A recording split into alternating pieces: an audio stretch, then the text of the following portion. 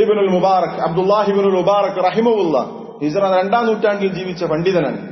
അദ്ദേഹം പറയുന്നത് കാണാം, ലൗ കുൻതു മുഗ്താബൻ അഹദൻ, ഞാൻ വല്ലവരെയും കുറിച്ച് ഗീബത്ത് പറയുമായിരുന്നുവെങ്കിൽ ലഖ്തബ്തു വാലിദയ്യ, ഞാൻ എന്റെ മാതാപിതാക്കളെ കുറിച്ച് ഗീബത്ത് പറയുമായിരുന്നു. മാതാപിതാക്കൾക്ക് ഇഷ്ടമില്ലാത്തത് മാതാപിതാക്കളെ കുറിച്ച് പറയുമായിരുന്നു. എന്താ കാരണം? ലിഅന്നഹുമാ അഹഖു ബിഹസനാതി, എന്റെ സൽക്കർമ്മം കിട്ടാൻ ഏറ്റവും അർഹത അവർക്കാണ്. ഞാൻ എന്റെ മാതാവിനെ കുറിച്ച് പറഞ്ഞാൽ, എന്റെ പിതാവിനെ കുറിച്ച് പറഞ്ഞാൽ എന്റെ സൽക്കർമ്മം അവർക്കാണ് കിട്ടുക എന്ന് പറയുന്നത് മാതാപിതാക്കളെ കുറിച്ച് ഗീബത്ത് പറയാനുള്ള തെളിവായിട്ടല്ല. അവർക്ക് ഉറപ്പായിരുന്നു ഗീബത്ത് പറഞ്ഞാൽ നമ്മുടെ അമല് നഷ്ടപ്പെടും. അത് ആരെക്കുറിച്ചാണോ ഗീബത്ത് പറഞ്ഞത് അവനത് കിട്ടുമെന്ന് അവർ ഉറച്ചു വിശ്വസിച്ചിരുന്നു. അതുകൊണ്ട് അവർ പറഞ്ഞത്, ഞാൻ ഗീബത്ത് വല്ലവനെ കുറിച്ച് പറയും, എന്റെ മാതാപിതാക്കളെ കുറിച്ച് പറയും, കാരണം എന്റെ സൽക്കർമ്മം അവർക്ക് കിട്ടിയാൽ അതൊരു ഗുണമാകും എന്ന നിലയ്ക്ക്. സഹോദരങ്ങൾ, ഇതാണ് ഇതിൽ ഏറ്റവും പ്രധാനപ്പെട്ട കാര്യം. നമ്മൾ ഗീബത്ത് പറഞ്ഞാൽ, നമ്മൾ ഒരാളെ കുറിച്ച് ഇല്ലാത്തത് പറഞ്ഞ് ഒരാളെ കുറിച്ച് ഉള്ളത് തന്നെ അവന്റെ പേരിൽ പറഞ്ഞാൽ അതുകൊണ്ടുണ്ടാകുന്ന നഷ്ടത്തെക്കുറിച്ച് ചിന്തിക്കുക. എത്രയാണ് ഇതിനെക്കുറിച്ച് താക്കീത് വന്നിട്ടുള്ളത്, ഗീബത്തിനെ കുറിച്ച്. എന്നാൽ നമ്മളത് വളരെ വ്യാപകമായി നമ്മളിൽ സംഭവിച്ചുകൊണ്ടിരിക്കുന്ന തിന്മയാണ്. അല്ലാഹു തആല വിശുദ്ധ ഖുർആൻ സൂറത്തുൽ ഹുജറാത്തിൽ പറഞ്ഞു, യാ അയ്യുഹല്ലദീന ആമനൂ ഇജ്തനിബൂ കസീറൻ മിനദ്ദന്നി ഇന്ന ബഅദദ്ദന്നി ഇസ്മുൻ വലാ തജസ്സസൂ വലാ യഗ്തബ് ബഅദുകും ബഅദാ. സത്യവിശ്വാസികളെ വിളിച്ചുകൊണ്ട് ഊഹത്തെ വെടിയാൻ പറയുന്നു, നിങ്ങൾ ചാരപ്പണി നടത്തരുത് എന്നൊക്കെ പറഞ്ഞിട്ട് അല്ലാഹു പറഞ്ഞു, വലാ യഗ്തബ് ബഅദുകും ബഅദാ, നിങ്ങൾ പരസ്പരം ഗീബത്ത് പറയരുത്, പരദൂഷണം പറയരുത്. എന്നിട്ട് അല്ലാഹു തആല പറയുന്നു, അയുഹിബ്ബു അഹദുകും അൻ യഅകുല ലഹ്മ അഖീഹി മൈതൻ ഫകരിഹ്തുമൂഹു. നമ്മൾക്കതിന്റെ ഗൗരവം മനസ്സിലാക്കാൻ വേണ്ടി അല്ലാഹു തആല എത്ര സുന്ദരമായ രൂപത്തിലാണ് അത് വിശദീകരിച്ചെന്നത്. തന്റെ സഹോദരൻ മരിച്ചു കിടക്കുമ്പോൾ അവന്റെ മാംസം തിന്നുന്നത് നിങ്ങൾക്ക് ഇഷ്ടമാണോ എന്നാണ് ചോദിച്ചിട്ടുള്ളത്. നിങ്ങളത് വെറുക്കുന്നു. എല്ലാവരും ആർക്കാണ് അതിന് സാധിക്കുക? ഒരാളുടെ മാംസം അവൻ മരിച്ചു കിടക്കുമ്പോൾ അത് തിന്നാന്നുള്ളത് ഒരാൾക്കും സാധിക്കില്ല. ആർക്കും സാധിക്കില്ല. ഒരിക്കലും ചിന്തിക്കാൻ പോലും പറ്റാത്ത കാര്യമാണ് മനുഷ്യന്റെ മാംസം തിന്നാന്നുള്ളത്, പച്ചക്ക് തിന്ന എന്നുള്ളത്. നമ്മളത് തിന്നു ഒരിക്കലുമില്ല. നമ്മൾക്കത് വലിയ അറപ്പും വെറുപ്പും ഉണ്ടാക്കുന്ന കാര്യമാണ്. അപ്പോ തന്റെ സഹോദരൻ മരിച്ചു കിടക്കുമ്പോൾ അവന്റെ മാംസം തിന്നുന്നത് നമ്മൾ എത്രമാത്രം അറപ്പോടും വെറുപ്പോടും കൂടിയാണ് നമ്മൾ കാണുന്നത്. അതുപോലെ ഈ ആയത്തിന്റെ തഫ്സീറിൽ കാണാം,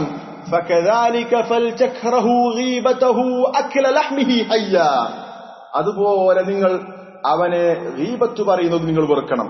അവന്റെ ശരീരം പച്ചക്ക് നമുക്ക് തിന്നാൻ കിട്ടിയാൽ അത് നമുക്ക് എത്രമാത്രം അറപ്പും വെറുപ്പുമുള്ള കാര്യമാണോ അതുപോലെ അവനെ ഗീബത്ത് പറയുന്നത് നമ്മൾ വെറുക്കണം. അത്രയും വെറുപ്പോട് കൂടിയിട്ടായിരിക്കണം, അല്ലെങ്കിൽ അറപ്പോട് കൂടി അവനെ കുറിച്ച് ഗീബത്ത് പറയാന്ന് പറഞ്ഞാൽ അത്രയും വലിയ അറപ്പുള്ള വെറുപ്പുള്ള കാര്യമാകണമെന്നാണ് പറഞ്ഞിട്ടുള്ളത്. അവൻ ജീവിച്ചിരിക്കുമ്പോൾ അവന്റെ മാംസം തിന്നുക എന്നുള്ളതിന്. സഹോദരങ്ങൾ, അങ്ങനെ നമുക്ക് ചിന്തിക്കാൻ പറ്റും. നമ്മളെ സഹോദരനെ കുറിച്ച് ഗീബത്ത് പറയുമ്പോൾ അത്രമാത്രം അറപ്പും വെറുപ്പുണ്ടാകണം. അവന്റെ ശരീരം നമ്മൾക്ക് വേവിച്ച് തിന്നാൻ പറ്റുന്ന രൂപത്തിലാക്കി കഴിഞ്ഞാൽ തിന്നുന്നത്, അല്ലെങ്കിൽ അത് തിന്നുന്നതിനെ കുറിച്ച് ചിന്തിക്കുന്നതിന് നമുക്ക് എത്ര ഉളവാക്കുന്ന കാര്യമാണ്. അതുപോലെ നമുക്ക് വെറുക്കാൻ പറ്റണം അവനെ കുറിച്ച് ഗീബത്ത് പറയുക എന്നുള്ളതിനെ സംബന്ധിച്ച്. അംർ ഇബ്നുൽ ആസ് റളിയല്ലാഹു അൻഹു മഹാനായ സഹാബിയാണ്. അദ്ദേഹം ഒരു യാത്ര പോകുന്ന സമയത്ത് ഒരു ചത്ത കുതിരയെ കണ്ടു. ചത്ത കുതിര. അദ്ദേഹം പറയാണ്, ലഅൻ യഅകുല അർറജുലു മിൻ ഹാദാ ഹത്താ യംലഅ ബത്നഹു. ഒരു മനുഷ്യൻ ഈ ചത്ത കുതിരയെ വയറ് നിറച്ച് തിന്നുന്നത് ഖൈറുൻ ലഹു മിൻ അൻ യഅകുല ലഹ്മ റജുലിൻ മുസ്ലിമിൻ. അതാണ് ഖൈർ, തന്റെ മുസ്ലിമായ സഹോദരന്റെ മാംസം തിന്നുന്നതിനേക്കാൾ. ഈ ചത്തുകിടക്കുന്ന കുതിരയുടെ മാംസം തിന്നുന്നതിനേക്കാൾ അതാണ് തന്റെ സഹോദരന്റെ മാംസം തിന്നുന്നതിനേക്കാൾ ഖൈർ എന്ന് അദ്ദേഹം പറഞ്ഞു. അത്രയും ഗൗരവമുള്ള വിഷയമായിട്ടാണ് മഹാന്മാരായ സലഫുകൾ അതിനെ കണ്ടിട്ടുള്ളത്. നമുക്ക് സുപരിചിതമായ സൂറത്താണ് വൈലുൻ ലികുല്ലി ഹുമസത്തിൽ ലുമസ. എന്താണ് പറഞ്ഞതിന്റെ അർത്ഥം? വൈലുൻ, നാശമുണ്ട്, അവർക്ക് ശിക്ഷയുണ്ട്. ആർക്ക്? ലികുല്ലി ഹുമസത്തിൽ ലുമസ, എല്ലാ ഹുമസക്കാർക്കും ലുമസക്കാർക്കും. ഹുമസത്ത് എന്ന് പറഞ്ഞാൽ പല വിശദീകരണങ്ങളുണ്ട്.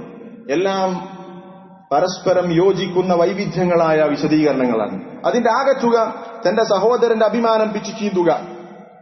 അത് ഗീബത്ത് പറഞ്ഞുകൊണ്ടാകാം, നമീമത്ത് പറഞ്ഞുകൊണ്ടാകാം, അവനെ പരിഹസിച്ചിട്ടാകാം, എങ്ങനെയുമാകാം.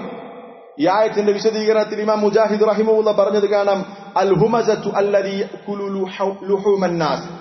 ഹുമസത്ത് എന്ന് പറഞ്ഞാൽ ജനങ്ങളുടെ പച്ചമാംസം തിന്നുന്നവനാണ്. അഥവാ ഗീബത്ത് പറഞ്ഞുകൊണ്ട് അവരുടെ അഭിമാനം പിച്ചു ചീന്തുന്നവൻ. അവർക്ക് നാശമുണ്ട്. ഈ ആയത്തിന്റെ അടുത്ത ആയത്തുകളിൽ വിശദീകരിക്കുന്ന ഇങ്ങനെയുള്ള സ്വഭാവമുള്ള ആളുകൾക്ക് എന്താണ് പറഞ്ഞിട്ടുള്ളത്? അവർക്ക് നരകമാണുള്ളത്. ഹുതമയിൽ അവർ എറിയപ്പെടുക തന്നെ ചെയ്യുമെന്നാണ് പറഞ്ഞിട്ടുള്ളത്. എന്താ അവരുടെ പ്രത്യേകത? അവർ ആളുകളെ കുറിച്ച് ഗീബത്ത് പറയുന്നു, ആളുകളുടെ അഭിമാനം പിച്ചു ചീന്തുന്നു എന്നാണ് പറഞ്ഞിട്ടുള്ളത്. ഇപ്പൊ ചെറിയ കാര്യമില്ല, നരകം കിട്ടുന്ന കാര്യമാണ്. നബി സല്ലല്ലാഹു അലൈഹി വസല്ലം പറഞ്ഞു, ലാ തഹസദു, നിങ്ങൾ പരസ്പരം അസൂയ വെക്കരുത്. വലാ തബാഗദു, നിങ്ങൾ പരസ്പരം ദേഷ്യപ്പെടരുത്. വലാ തദാബറു, നിങ്ങൾ പരസ്പരം പിണങ്ങി നിൽക്കരുത്, തെറ്റി നിൽക്കരുത്. വലാ യഗ്തബ് ബഅദുകും ബഅദാ, നിങ്ങൾ പരസ്പരം ഗീബത്ത് പറയരുത്. നിങ്ങൾ പരസ്പരം ഗീബത്ത് പറയരുത്. വകൂനു ഇബാദല്ലാഹി ഇഖ്വാന, വകൂനു ഇബാദല്ലാഹി ഇഖ്വാന.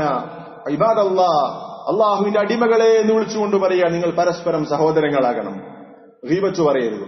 പരസ്പരം സാഹോദര്യത്തോടുകൂടി സ്നേഹത്തോടുകൂടി കഴിയണമെന്നുണ്ടെങ്കിൽ ഗീബത്ത് പറയാനുള്ള സ്വഭാവം നിർത്തണം. ഗീബത്ത് പറഞ്ഞുകൊണ്ട് പരസ്പരം അങ്ങോട്ടും ഇങ്ങോട്ടും ഗീബത്ത് പറയുന്ന ആളുകൾക്ക് ആത്മാർത്ഥമായി സ്നേഹിക്കാൻ സാധിക്കില്ല. ആത്മാർത്ഥമായ അൽ ഉഖുവത്തുൽ ഇസ്ലാമിയ്യ, ഇസ്ലാമികമായ സാഹോദര്യം അവർക്ക് സ്ഥാപിക്കുക സാധ്യമല്ല. നബി സല്ലല്ലാഹു അലൈഹി വസല്ലം പറഞ്ഞ ഹദീസ്, ഇന്ന മിൻ അർബ റിബ, പലിശകളുടെ കൂട്ടത്തിൽ ഏറ്റവും ഗൗരവപ്പെട്ട പലിശ, ഏറ്റവും ഗുരുതരമായ, ഏറ്റവും ശക്തമായ ഹറാമായ പലിശ എന്നുള്ളത് അലിസ്തിതാലത ഫീ അഖ്ദിൽ മുസ്ലിമി ബിഗൈരി ഹഖ്ഖിൻ, അന്യായമായി തന്റെ ഒരു സഹോദരന്റെ അഭിമാനത്തെ പിച്ചു ചീന്തലാണ്. അത് ഗീബത്ത് പറഞ്ഞുകൊണ്ടാകാം, നമീമത്ത് പറഞ്ഞുകൊണ്ടാകാം, ഇല്ലാത്ത ആരോപണങ്ങൾ പറഞ്ഞുകൊണ്ടാകാം. എങ്ങനെയാണെങ്കിലും തന്റെ സഹോദരന്റെ അഭിമാനം പിച്ചു ചീന്തുക എന്നുള്ളതാണ് ഏറ്റവും ഗുരുതരമായ പലിശ എന്നാണ് നബി സല്ലല്ലാഹു അലൈഹി വസല്ലം പറഞ്ഞിട്ടുള്ളത്. ഇതിനെ ചെറുതായിട്ട് ഒരിക്കലും റസൂലുള്ളാഹി കണ്ടിട്ടില്ല, സഹാബത്തും കണ്ടിട്ടില്ല. പക്ഷെ നമ്മുടെ നാട്ടിൽ അത് വളരെ വ്യാപകമാണ്. പരദൂഷണം പറയുക, ഗീബത്ത് പറയുക എന്നുള്ളത് പള്ളിയിൽ 5 വക്ത് നിസ്കരിക്കുന്ന, നല്ല താടിയുള്ള, അതുപോലെ തന്നെ ദീനിയായ കാര്യങ്ങൾ ശ്രദ്ധിക്കുന്ന ആളുകൾ വരെ ആ വിഷയത്തിൽ വളരെ പരാജയത്തിലാണ്. ആർക്കും അതിൽ ശ്രദ്ധയില്ല. പരസ്പരം തിരുത്തി കൊടുക്കാൻ ആർക്കും കഴിയുന്നില്ല. അത് കേട്ടു നിൽക്കുകയാണ്. ഞാൻ പറയുമ്പോ അടുത്തളത് കേട്ടു നിൽക്കുക, തിരുത്താൻ ആർക്കും പറ്റുന്നില്ല. അത്രമാത്രം ആ തിന്മ ഇവിടെ വ്യാപിച്ചു കഴിഞ്ഞു. ഒരാൾക്കും എതിർക്കപ്പെടാൻ പറ്റാത്ത, അല്ലെങ്കിൽ എതിർക്കാൻ യോഗ്യതയില്ലാത്ത ഒരു തിന്മയായി മാറി. കാരണം ഈ എതിർക്കുന്നയാളും അത് ചെയ്യുന്നയാളാണ്. ആ തിന്മയിൽ നിന്ന് വിട്ടുനിന്ന് മാറി നിന്ന് അത് ചെയ്യല്ലേ എന്ന് പറയാൻ പറ്റുന്ന രൂപത്തിൽ ആളുകൾ ഇന്ന് ഇല്ലാതെയായി പോയി. എത്ര ഗൗരവമുള്ള വിഷയമാണ്. നബി സല്ലല്ലാഹു അലൈഹി വസല്ലമയുടെ ജീവിതത്തിൽ ആയിഷ റളിയല്ലാഹു അൻഹ, റസൂലിന്റെ തന്നെ മറ്റൊരു ഭാര്യയായ സഫിയ റളിയല്ലാഹു അൻഹയെ സംബന്ധിച്ച് കുറിയവൾ ഖസീറ എന്ന പ്രയോഗം നടത്തി. അവരില്ലാത്ത സാഹചര്യത്തിൽ റസൂൽ സല്ലല്ലാഹു അലൈഹി വസല്ലം ആയിഷ റളിയല്ലാഹു അൻഹക്ക് അതിന്റെ ഗൗരവം പറഞ്ഞു കൊടുക്കുന്നുണ്ട്. ലഖദ് ഖുൽതി കലിമതൻ, നീ ഒരു വാചകമാണ് പറഞ്ഞിട്ടുള്ളത്. ഖസീറ, കുറിയവൾ എന്ന് കുറച്ച് മോശമാക്കി പറഞ്ഞതാണ്. ചില ആളുകളെ പരിചയപ്പെടുത്താൻ വേണ്ടി നീളം കുറഞ്ഞ വ്യക്തി, നീളമുള്ള വ്യക്തി എന്ന് പറയുന്നത് തെറ്റല്ല. ഇൻഷാ അല്ലാഹ് നമ്മൾ അടുത്ത ഖുതുബയിൽ അത് വിശദീകരിക്കുന്നുണ്ട്. എന്നാൽ ഒരു മോശമാക്കാൻ വേണ്ടി ഒന്ന് പറഞ്ഞപ്പോ റസൂലുള്ളാഹി പറഞ്ഞു, ലഖദ് ഖുൽതി കലിമതൻ, നീ ഒരു വാചകമാണ് പറഞ്ഞിട്ടുള്ളത്. ലൗ മുസിജത് ബിമാഹിൽ ബഹർ, ആ വർത്തമാനം സമുദ്രത്തിലെ വെള്ളത്തിൽ അങ്ങ് ചേർത്താൽ ലമസജത്ഹു, ആ വാചകമുണ്ടല്ലോ ആ സമുദ്രത്തിലെ വെള്ളത്തെ മൊത്തത്തിൽ നശിപ്പിച്ചു കളയും, അല്ലെങ്കിൽ അതിനെ മോശമാക്കി കളയും, അതിന്റെ വാസന തന്നെ മാറ്റിക്കളയുമെന്നാണ് അതിന്റെ വിശദീകരണത്തിലുള്ളത്. സമുദ്രത്തിലെ വെള്ളം എത്രയുണ്ട്?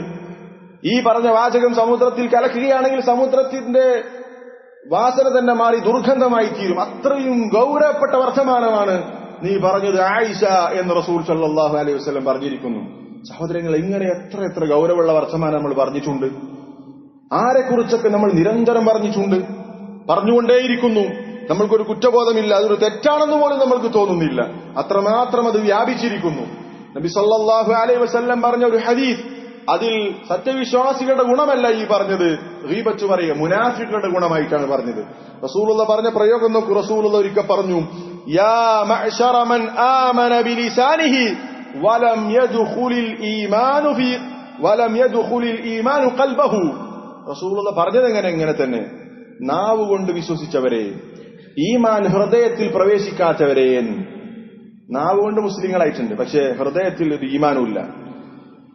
അങ്ങനെയുള്ള ആളുകളെ എന്ന് വിളിച്ചുകൊണ്ട് പറയുന്നു, ലാ തഗ്താബുൽ മുസ്ലിമീൻ, നിങ്ങൾ മുസ്ലിങ്ങളെ കുറിച്ച് ഗീബത്ത് പറയരുത്. അപ്പൊ ഗീബത്ത് പറയുന്ന സ്വഭാവമുള്ള ആളുകളെ കുറിച്ച് റസൂൽ പരിചയപ്പെടുത്തി എങ്ങനെ? ഈമാൻ മനസ്സിൽ കയറാത്തവർ, നാവ് കൊണ്ട് മാത്രം മുസ്ലിമായ ആളുകൾ, മുഅ്മിനായ ആളുകൾ, നിങ്ങൾ മുസ്ലിങ്ങളെ കുറിച്ച് ഗീബത്ത് പറയരുത് എന്ന് പറഞ്ഞു. ഈ ഹദീസിനെ വിശദീകരിച്ചുകൊണ്ട് മഹാനായ അൽ-അലീം അബാദി റഹിമഹുല്ലാഹ് പറഞ്ഞത് കാണാം, ഫീഹി തൻബീഹുൻ അലാ അന്ന ഗീബത്തൽ മുസ്ലിമി മിൻ ശിആരിൽ മുനാഫിഖ് ലൽ മുഅ്മിൻ. ഒരു മുസ്ലിമിനെ ഗീബത്ത് പറയുക എന്നുള്ളത് ഒരു മുസ്ലിമിന്റെ ചിഹ്നമല്ല, അടയാളമല്ല, മുനാഫിഖിന്റെ അടയാളമാണ്. അപ്പൊ ഒരു മുസ്ലിമിന് യോജിച്ച കാര്യമല്ല മറ്റുള്ളവരെ ഗീബത്ത് പറയുക എന്നുള്ളത്. ഈ ഗീബത്ത് എന്ന് പറയുമ്പോൾ പ്രത്യേകം ശ്രദ്ധിക്കണം, അവനിൽ ഉള്ള ഒരു വിഷയം അവൻ ഇഷ്ടമില്ലാത്തത് പറയുക എന്നുള്ളത്. അള്ളാഹു തആല നമ്മെ എല്ലാവരെയും കാത്തുരക്ഷിക്കുമാറാവട്ടെ. അള്ളാഹുവിന് ഇഷ്ടമില്ലാത്ത വർത്തമാനം പറയുന്ന ആളുകളുടെ കൂട്ടത്തിൽ ഒരിക്കലും അള്ളാഹു നമ്മളെ ഉൾപ്പെടുത്തരുത്. അതിനുവേണ്ടി നമ്മൾ ആത്മാർത്ഥമായി പ്രാർത്ഥിക്കണം. അള്ളാഹു ഇഷ്ടപ്പെടുന്ന വർത്തമാനം മാത്രം പറയുന്ന, വളരെ നാവിനെ വളരെയധികം സൂക്ഷിച്ച് കൈകാര്യം ചെയ്യുന്ന അള്ളാഹുവിന്റെ നല്ല അടിമകളുടെ കൂട്ടത്തിൽ അള്ളാഹു നമ്മളെ ഉൾപ്പെടുത്തി അനുഗ്രഹിക്കട്ടെ.